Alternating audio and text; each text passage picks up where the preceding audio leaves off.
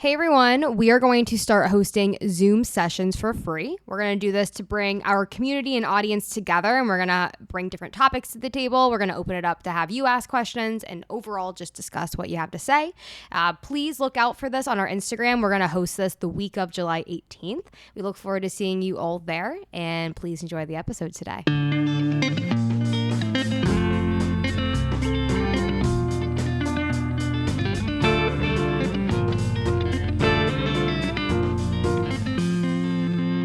Hey guys, it's Sophie. Hey everyone, it's Daisy. Welcome to our podcast. So we got another question from a listener. We've been getting a ton of them. It's been really exciting. So if you guys please reach out to us if you have any questions, comments, concerns, anything you want to hear from us, DM us, email us, however you want to get in contact. But so basically her question is one that resonates with us and I think could resonate with a lot of people because it's a real confusing topic, right? So she just got out of her relationship of 2 years with a guy. She's at a place where she doesn't really know how she identifies. Is she attracted to a woman? Doesn't know. But one thing that's kind of really holding her back is if she starts dating a woman, is she going to miss that male companionship that she gets with dating men? That's a real thing that we've personally dealt with and that I think that a lot of people probably deal with. Yeah, it's very intimidating when you are on the one side of it. And you don't know what it's going to be like on the other side. And from experience, we clearly both know what it's like on the other side. And as people who have had this concern, we can say confidently that, yes, I don't miss male companionship. Yeah, I don't miss male companionship. And it's so interesting because before we started dating and when we were first dating, I was so scared. I couldn't imagine... First of all, I couldn't imagine having a girlfriend. I could not imagine marrying a woman. Granted, I haven't gotten to that step yet, but I can visualize it now. All because I was so stuck on these gender roles and social constructs that I was so ingrained or were so ingrained in my subconscious mind based on what society told me, which was I need a guy to take care of me. I need a guy who works a certain job. I need a boyfriend because a boyfriend to me as a woman would fill this role that I just needed. Yeah. Right. And yeah. For that reason, it was really weird to me to have another person who identified as a woman take care of me or to be that companion to me. Of course it feels weird because think about media going back to like BC. Like it never showed same-sex relationships. Media in BC. Yeah. I'm confident that there was. Like back in like the Stone Ages? Yeah, it was probably in stone. Like the Bible. Like, I don't know. Okay, so not typical media, but yeah. I get what you're saying. It never highlighted same-sex relationships or love. And that's why it's so hard for us to come around to see that it can be so fulfilling and great in filling your glass up. Like it's so unfortunate that isn't obvious to people. It really is. Because it is the purest, most amazing love that I've ever experienced, like the most like full-hearted love I've ever experienced. And it's easy when you haven't experienced it yet to think like, oh, like, well, this guy is not going to put his jacket around me. Like, I'm not going to have someone to go look for an intruder if they're like someone's knocking on the door in the middle of the night. Like, you know, one of those is a societal thing and one of those is a real thing. So I think those are two things for us to look into and talk about here. Yeah. Because we have unpacked one but are still struggling with another. So it's really important to separate, right? Like, okay, so we have societal constructs, gender roles versus real, I don't want to say threats, but like real life facts, right? Well, more so like being a woman in this world. Yeah. It can be scary if you know, you aren't a tall, strong woman who feels like she can defend herself, which some people can, some people can't. It can feel scary in this world. And I think that a lot of the times, like, women get in a relationship with a man and they feel like protected physically from outside threats. Well, when we were just with our friend, we just got back from traveling in Israel, and when she basically said, she was like, well, I mean, things are different there, obviously, but she was like, yeah, like, I feel safer with my boyfriend. Like, she was acknowledging that, like, when she travels with like her girlfriends, she doesn't feel as safe. So it's interesting because I think, like, with safety, I mean, me and you both struggle from like anxiety when we travel. Like, we both have a lot of fear about like someone breaking in and intruding. Right. And I think a lot of that comes from like when I was a kid and I thought someone was breaking into the house, like I'd run into my parents' room and I'd go to my dad. Right. Like I always went to the male figure in my life for these kind of safety threat type situations. So it's kind of weird now, even to this day.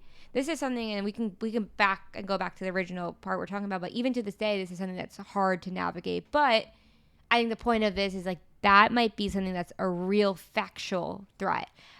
Yes, but I also know women who are very confident in their strength and their ability Not us. to fuck somebody else up. So I think this is isolated to us and how we are. I do believe that there are women who can fully protect themselves. And there are things that you can supplement this with, like self-defense training. Yeah. And I was already looking into this. Like there are things that you can do to assert yourself and protect yourself that I just want to mention here because I don't want anyone to feel discouraged by this fact. Yeah, I guess it's a very small part of the overall larger relationship here. I think I could have phrased it. I think I could have phrased it better by saying that like there are very small situations in which having a man next to you might actually implicate that scenario. With that being said, I would say probably 95% of the other situations are stories that we create in our head that we think that we would be better off if we had a guy with us. Like it just doesn't work that way with a lot of things. That even if you were with a guy, something might happen. If we're not talking safety, like even if you're with a guy who quote unquote takes care of you, you're not going to be happier necessarily. No, but I mean, think about it. Think about the reason people sought out husbands in BC times or in like way long ago times was for protection because things were more unruly and scary back then. And we've moved to a place in society where things are pretty damn scary now though. They are. No, they absolutely are. But I know what you're saying. We're not living, most people are living in some sort of shelter. Whereas back in the day, like someone could easily come in and ravage your shelter. Like my point is that like we've evolved as a society that like you're not in a constant threat, right, to where like you need someone to protect you. There are other things that take stronger precedent. This goes back to the whole thing of like anxiety going to, you're fearful that someone's going to kill you. It's like, no, like you're distressed about your test you're going to fail tomorrow or you're going to pass. And I think that's where like leaning into like, well, what's really set for a modern day relationship? What's going to make you the most happy in a modern day relationship? What are your needs in a modern day relationship versus 500 years ago? Right. They've changed. You don't have, your basic needs have evolved up and like you're moving up on the Maslow's hierarchy need. Like you have your basic needs met, hopefully, and like you're working upwards to like more fulfilling things. And the reason I say that is because I am so fulfilled by our relationship. Right. Yeah, I mean, I was just thinking of like you don't have people chasing you with bow and arrows anymore. We don't like live in that time. So I think it's much, you have to approach this question through the lens of modern day society and what's real now versus what used to be real, and like separate those fears from those anxieties. And this very specific example is to help untangle, what is in your subconscious of fearing like, am I going to miss this? Yeah. Is it something you're really going to miss, or is it something that you've been conditioned to think I'm going to miss? Right. Okay. So going back to, when we first started dating, I really, really could not imagine dating you because I thought you are a woman. You are my height. You are not a guy. You do not do all these things that I thought guys do, which I guess the guys do, but like you just weren't that. And I thought that I would be unhappy. I thought I would miss having a boyfriend. I thought I'd miss all these things because you're a woman and you're not a man. Turns out I was extremely wrong. I never think about men, and I think that the love that you give me is not based off of a gender role. It is based off of the love that you give me, right? Mm-hmm. That is something that I have learned that becomes so clear that like it's almost as if we think that the gender roles or the things that these guys or whoever give us is what we value in a relationship. Like you have your boyfriend who comes home and he gives you, I don't know, like he comes home and takes care of you, whatever that looks like. He pays the bills, he does your finances, he pays for your plane ticket, he physically walks next to you on the street. Like if those are the things that you think are most important in a relationship, I don't know how great your relationship is, just to be honest, because I think that like our relationship has so much deeper than society constructs and gender roles. Does that make sense? Yes, but I think people seek different types of relationships with different people. You know, like I don't think it's to say like, oh, you don't have a good relationship. I think people are different types of people and they seek different types of things out of their relationship. Right. I think I mean that if that is like the core driving force in a decision of whether to be with someone, because you realize that like, of course, yes, we have preferences. No, those are like shallow things that you can get from anyone. Right. And you realize that that is not what's going to actually make They're you not happy. unique to a specific person. Yeah. And the point here is that like me thinking that I would not be happy dating a woman was completely flawed and was based off of this logic that derived from societal constructs and gender roles, when I am so incredibly happy now and I don't miss any of those You're things. drawing that extreme comparison to show that it's not something that you actually desired in a relationship. Right. Right. It's not something that I actually wanted. It's something I thought that I wanted. Mm-hmm. And going back to the notion of like, I want to date someone who took care of me. Turns out I don't want that. Right. When we first started dating, I was like, I need you to take care of me. You're like, can you support me? Like, can I stay home? I literally asked you that. I was like, can I stay home? I created this idea that I wanted to be like a stay-at-home mom. What in reality is like hilarious because it's not your personality at all. I know. And I really thought I wanted to be a stay-at-home mom. I thought that like this is just like, oh, I'll raise my children. And now I'm like, oh, wow, I could never imagine doing that because there's so many things I want to do, and that I just realized that like this thing that I wanted was actually based on what like my dad told me or what society told me of like, last thing, like how I was raised. My mom stayed home and took care of us. And I used to say to you, I'm like, Daisy, like both our moms had husbands who took care of them. Like, what are we going to do? Well, here's the thing. Do you remember this conversation? Yes, I do. No, I totally do. And I think that is a beautiful thing.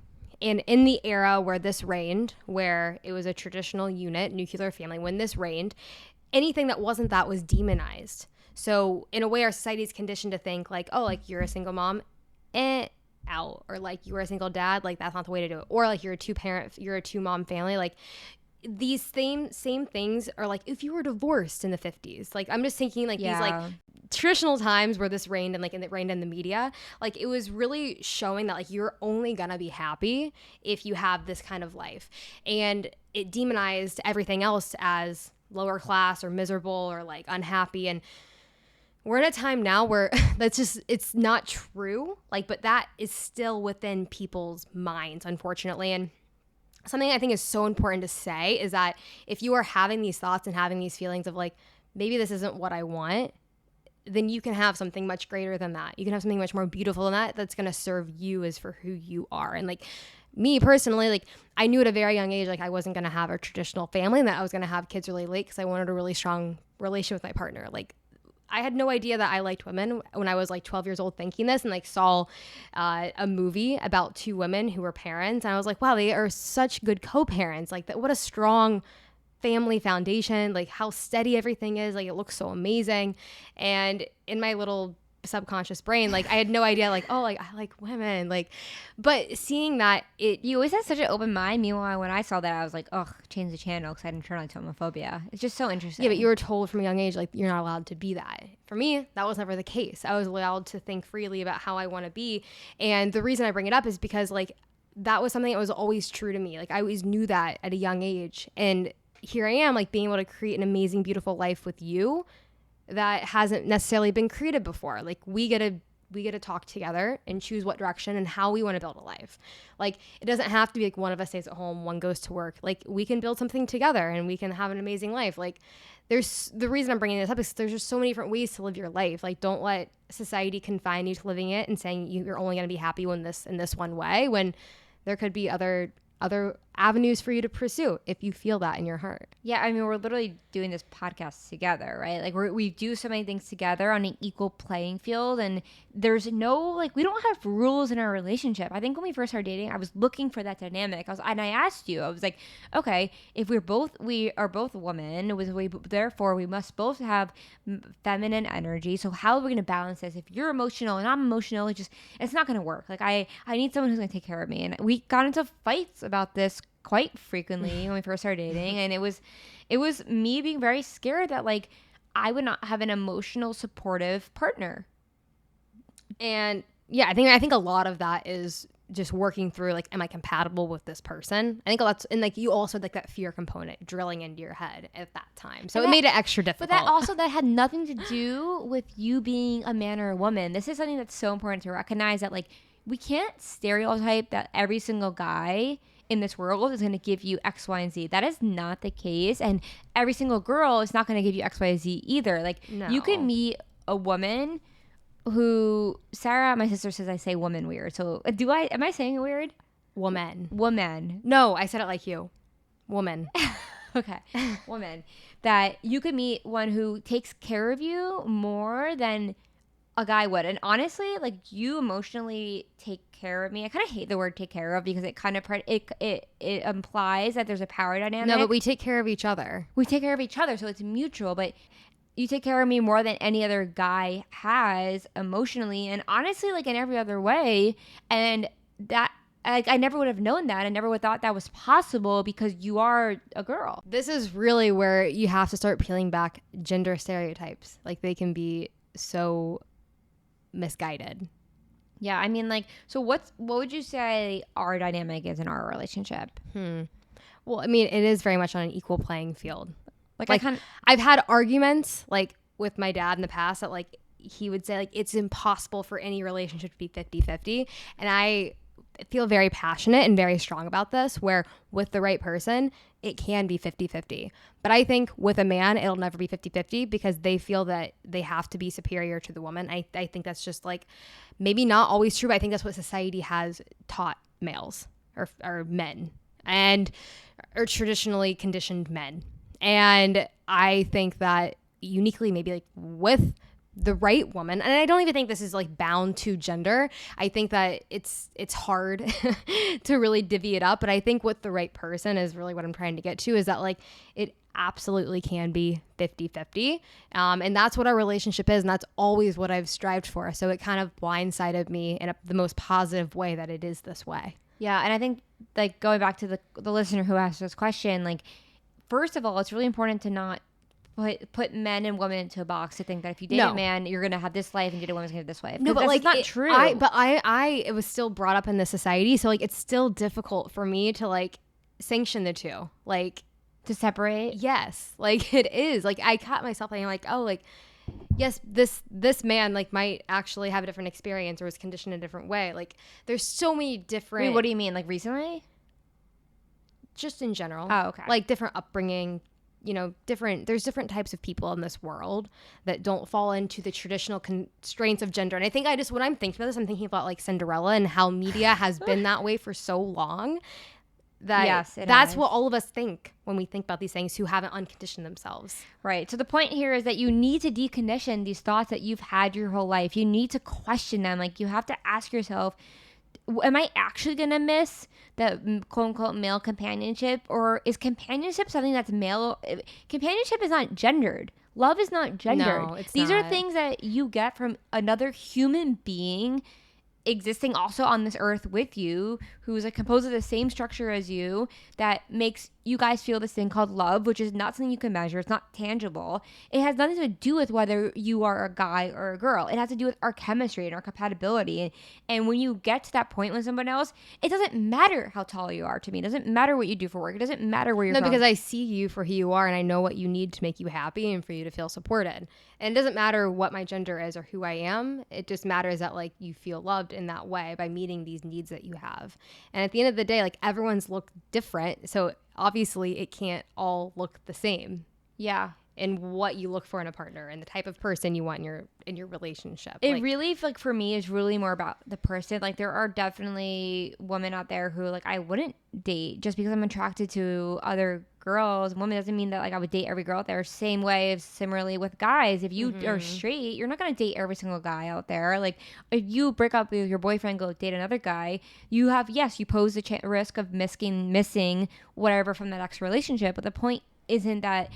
It's not about that you're going to date another guy. It's about that like this is a new connection, and that connection can be formed with another guy or another girl. It doesn't matter.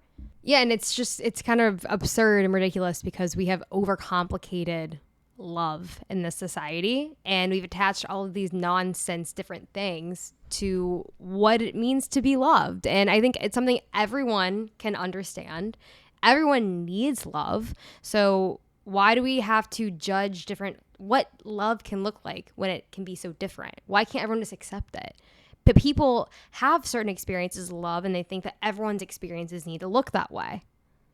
And I think that everyone's just missing the point. Everyone's overcomplicating it to make it think that like love means XYZ, but you can't go and describe a feeling that you have with another human being, right? Like the companionship that you have that I have with my ex-boyfriends, like that was a connection with them. Yes, then on top of that, you might have different things like, okay, does my boyfriend do my finances? But it's like, okay, like you kind of have to like, if you love somebody, you're going to be able to get over the fact that they might not be exactly like another person you've dated. Doesn't matter guy or girl. Like I feel like I don't want to say get over it because it was something that I chose to do because I love you so much. Like, yes, you're not a guy, but it didn't matter anymore once I stopped focusing so much on the fears and the fear subsided and then the love took over. Well, that is a funny way to put it of like getting over it. It's like getting over like your need for male companionship. The reason you said it like that is because like that's what you've been conditioned to desire your entire life. So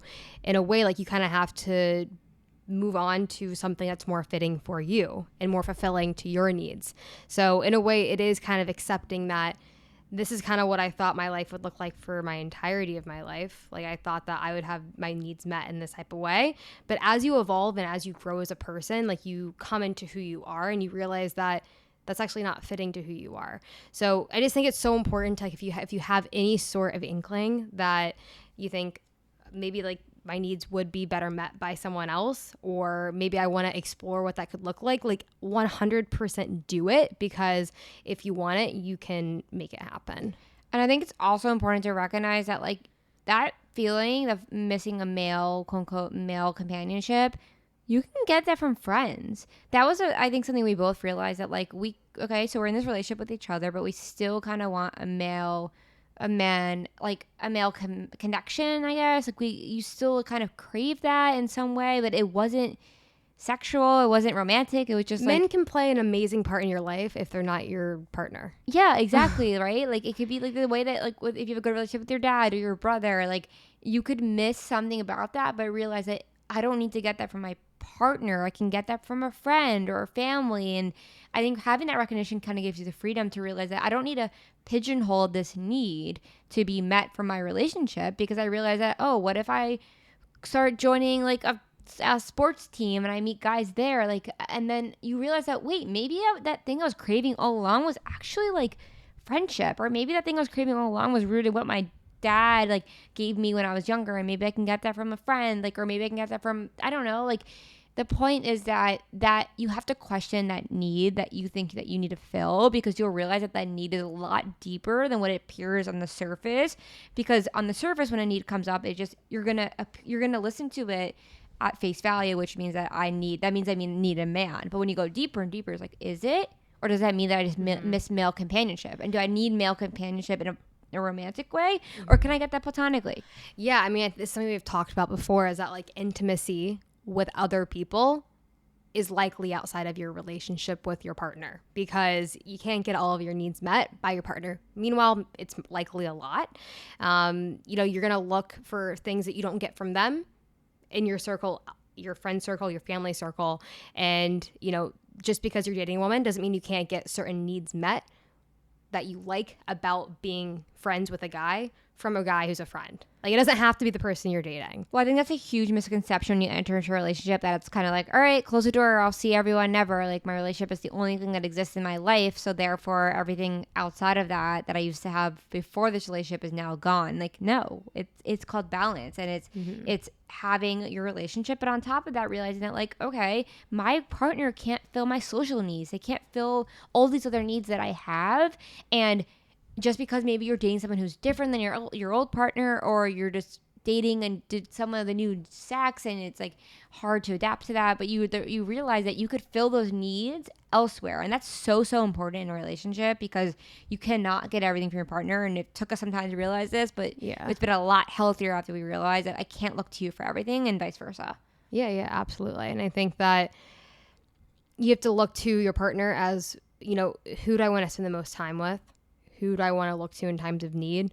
Who fills up my cup the most? Who supports me the most? Who makes me the best person? And I think it's important to also like, so for our listeners, like, well, I don't think I could try dating girls because if I miss this, but then it's like, just try it. Like, you're not going to know until you try it. And like, maybe you'll go on a date with a girl and you'll hate it.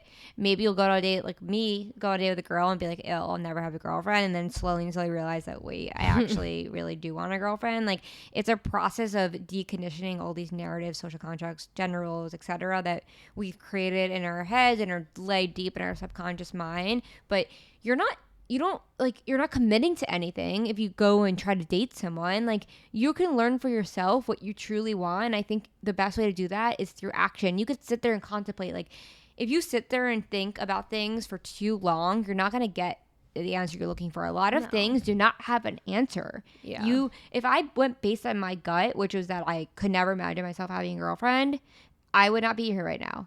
I said, the recognition that, like, I'm not my thoughts, I'm not all these things, that leads you closer and closer to realize that I have to just take this action, right? Because the action is going to get me to where I need. Yeah, I mean, action is ultimately what led us to be in this exact spot right now. In the first action we took the first time we spoke, it certainly wasn't this exact moment. So, like, with everything, experience is what's going to help you grow and really ultimately get what your end goal is. Like, you don't ever start out with like the perfect relationship right when you've talked to the first girl that you've ever talked to romantically or intimately. And I think that's important, just because, like, I think the people who generally are like talking to you about these kinds of things, like, they seem so much more further advanced in this journey than you. And like, while that may seem true, like, everyone was once in your spot or once in your place where they had to take that official first step. And like, our listener has, by reaching out to us. And that's the most exciting thing, because she's started to take some sort of action and is like, well, what's the next thing? Because you've already started this. You're not just going to stop. And I think that's the most exciting thing about this question that we've received. Yeah, definitely. And like, taking that step, that initiative to even reach out, shows that you're thinking about it. So I think, just to wrap it up, like, what I would tell the listener is that the things that you think you might miss, you probably won't miss them as much as you think you do. So take that risk. Yeah. Go do it. You're not gonna you would never regret taking a risk. Or the things that you are so afraid you won't have, they're gonna fade and be filled with something else that's gonna make you possibly happier that you would have been, maybe perhaps living a life where you were just dating someone to get something that was based on your conditioning and not actually what you wanted. Yeah, and you have to try to know for sure. That's it. You really do. There's no other way to know it. But yeah, I think that was a good question, because I think that, like, it can hopefully help some other people out there. I think this is a real thing when going from dating one gender your whole life and then dating another. All these questions arise, all these scenarios of how can I handle this, and like, it's important to talk about, because you have to recognize that, like, you just realize that, like, you could be a lot happier than you thought you'd be. Well, you impose all these restrictions on yourself when you have dated guys and you're a girl your entire life. It's even more difficult to make that transition, in my experience, because you see yourself stuck in this one identity, and it seems really scary to change, because it's like, what is this whole new world? But like, there's so much excitement in that. It's like being a teenager all over again and experiencing certain things all over again. That's such a good point. Like, it really is. You turn the fear into excitement, and you're like, whoa, this is so cool. I got to just like create this new world again. Yeah, and you get to experience things for the first time, and there's beauty to that, and being older and having more of an adult brain, being able to do that. Yeah, definitely. Leaves for some, I would say, like, more positive experiences. Also, do not undermine that, like, if you're realizing this stuff at age 25 or something, that's like the age when a lot of our brains fully develop. So it makes sense that you're fully comprehending this stuff now. Yeah, absolutely. And I think that it's never too late, because it's never too late to live a fulfilling life that is authentic to you and the life that you want to live. And that's why we're doing this, right? Because I want people to know that, like, every single human being on this earth deserves to live true to themselves. So take, like, everyone deserves that, no matter what it entails. Absolutely. Everyone does. I think it's been a good chat. Yeah, I think so. And I think this was helpful for me to recap on. And these conversations always are. They always are. Because they're near to my heart. I mean, they bring up a lot of experience for us. So we hope this is helpful to the listener. I'm going to reach out to her to let us know that this is airing. And if you ever have any questions to our community, please reach out to us, email us, DM us, message me comment on my TikToks, wherever you want to find us, because we want to hear from you. We want to answer these questions because we're trying to build a community, and we have built a community. So super exciting. And if you didn't hear early on, we're starting to do Zoom sessions starting the week of July 18th. We're going to be posting the link in our bio on our Instagram. So follow along there. And if you don't have an Instagram, email us and we'll send you the information there. And you can find all of our followings and emails in the show notes below. And thank you so much for tuning in to this episode today. And we will see you next Tuesday. See ya.